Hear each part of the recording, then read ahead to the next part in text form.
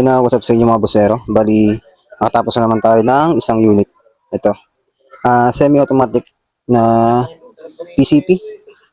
Bali, yung design nito, hindi ko original. Yung design ng ano, system pero yung design nung ating mismong unit ay ako na yan. Bali, wala naman sa plano. Parang bahala na ako ng kalabasan. Ganoon naman natin gawa ko eh. Wala sa plano kung ano lang yung kalabasan.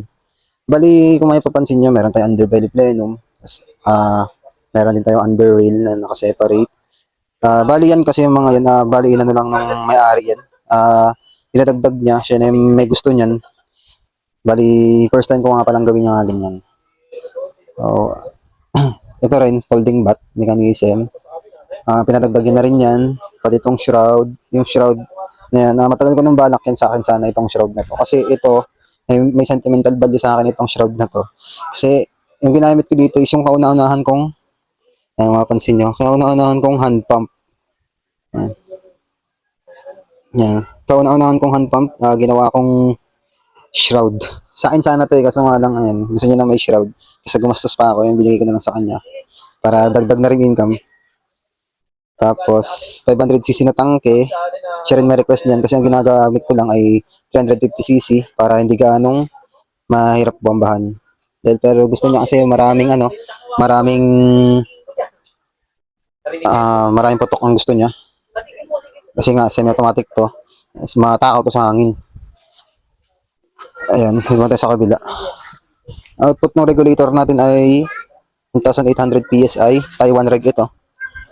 Ayan, may laman siya ngayon na 2,000 PSI. Test fire lang naman to, hindi naman to sa atin. Kaya hindi ko na pupunuin yung tangke ng 3,000.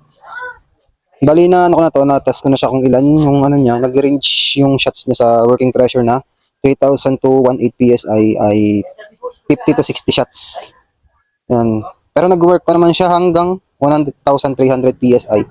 Pagkatapos ng 1,300 PSI, hindi na kayang i-atras nung blowback yung ating hammer. Kaya ang pinaka-working pressure niya, pag bumaba na sa output ng regulator ay hanggang 1,3. Pero syempre, pababa na yung tama nun. So yun na, bali test fire ko siya ngayon. Paano ko muna sa inyo na gumagana na siya. Yan, dry test muna tayo. Walang magazine.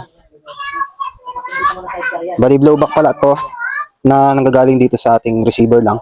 Walang blowback to dito sa ating barrel. Pakita ko na lang din sa inyo. Gawin natin yung shroud para makita nyo na wala tayong rod dyan. Ayan. Purong barrel lang siya.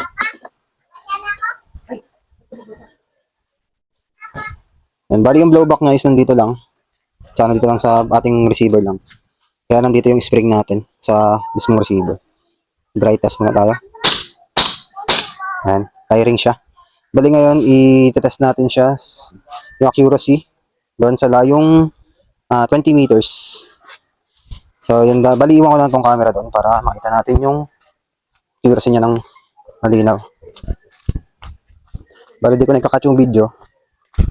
Nakita na tayo dito. Nga pala, tag-ulan na ulit.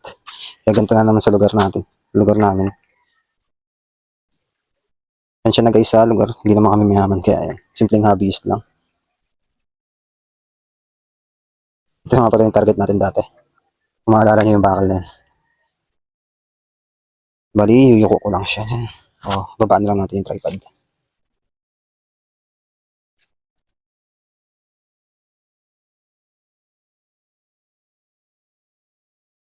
Bali yung point of aim natin is yung ito. Ito na yung point of aim natin. Hindi ko sure kung nakasira talaga yung ating unit. Pero ito yung titirahin natin. So yun lang. Iwan ko lang dito yung microphone.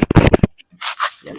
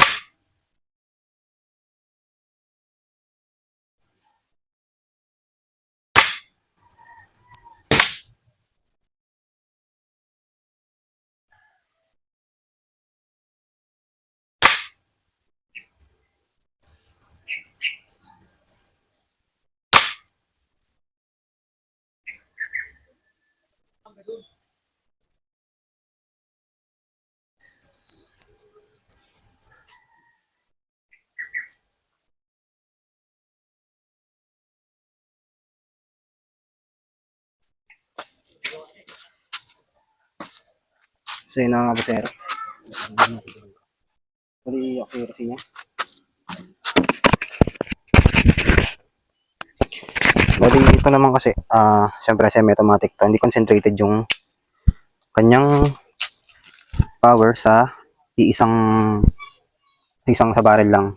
So, ito yung point of aim natin, pero dito siya tumama lahat. So, ibig sabihin, hindi naka-zero yung scope. Masyadong mababa yung zero niya.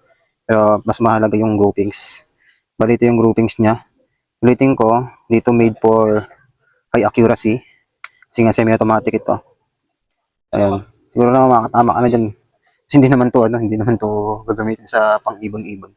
May-ari kasi nito ay guard. Parang self-defense nila sa bahay nila. So, yan ang accuracy niya. Sinlaki ito ng, siguro mga malaki lang ng konti sa 20. Ayan. So, yan. Performance ng ating unit. Na, ito nga pala, second attempt ko to sa paggawa ng semi-automatic. Bali, yung una kong attempt ay yung na-upload ko na rin sa shorts ko dito. Yung first attempt natin is yung pin type, yung naka-shanbaw na Z-bulb. Ito kasi naka T6 na to.